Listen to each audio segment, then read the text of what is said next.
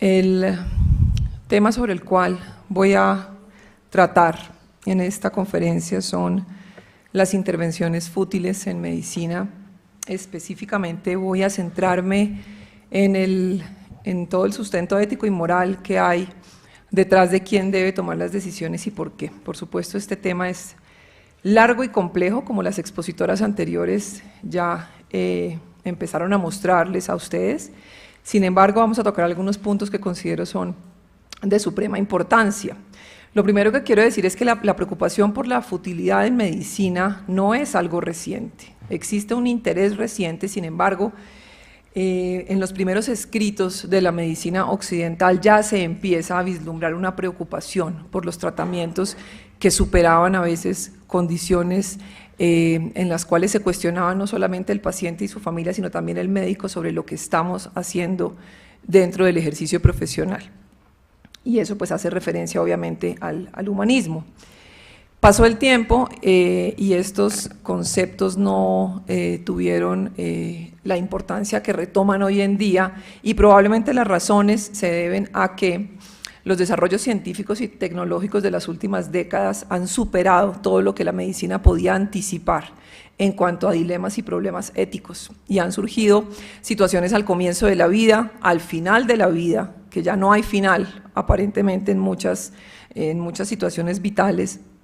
que realmente son retos y plantean cada vez nuevas preguntas que no sabemos cómo afrontar. Las tendencias curativas a las cuales ya hicieron referencia han eclipsado la preocupación por el cuidado y la compasión. Eso es una realidad sobre la cual se escribe cada vez más. La capacidad de la medicina para prolongar a veces en forma ilimitada las funciones vitales, la fisiología del cuerpo, por un lado, y por el otro lado va la persona y lo que ocurre con sus ciclos de vida. La realidad de una población que envejece, y a eso nos vamos a referir, pues esta población que envejece está llena también de enfermos crónicos incurables, de situaciones que antes llevaban a la muerte y que hoy en día podemos mantener de una manera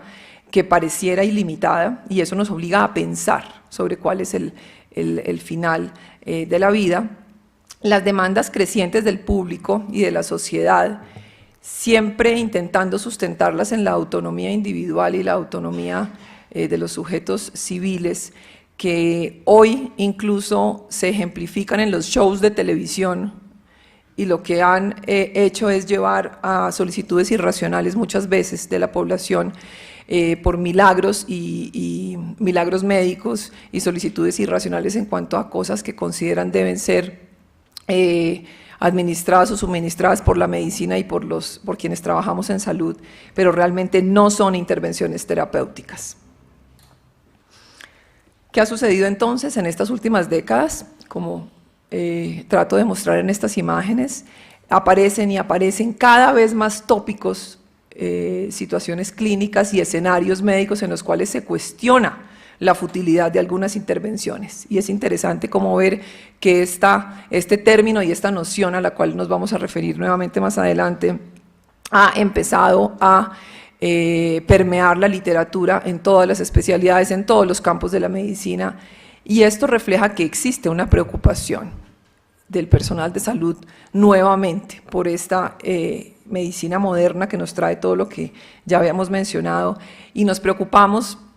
por lo que estamos haciendo, hasta dónde vamos, cuáles son los fines de la medicina, y no solamente los fines en cuanto a objetivos, sino los fines en cuanto a finalidades o telos de la medicina, sino los fines como la terminación y hasta dónde van nuestros deberes y hasta dónde van nuestras responsabilidades en cuanto a intervenciones terapéuticas, y hasta dónde llegamos en cuidado, en compasión y en acompañamiento, como ya claramente lo han mencionado. De manera que es muy interesante ver cómo todo el movimiento académico también se centra en estas preocupaciones que hoy la sociedad también aborda, y las vemos a diario, incluso en los noticieros y con los casos que ya mencionábamos y que se han publicitado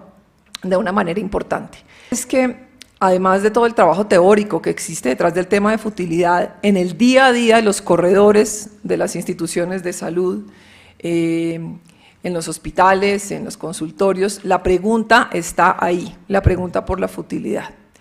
la pregunta por qué estamos haciendo. ¿Y qué pasa? No ha sido posible lograr un acuerdo universal sobre lo que constituye una intervención fútil.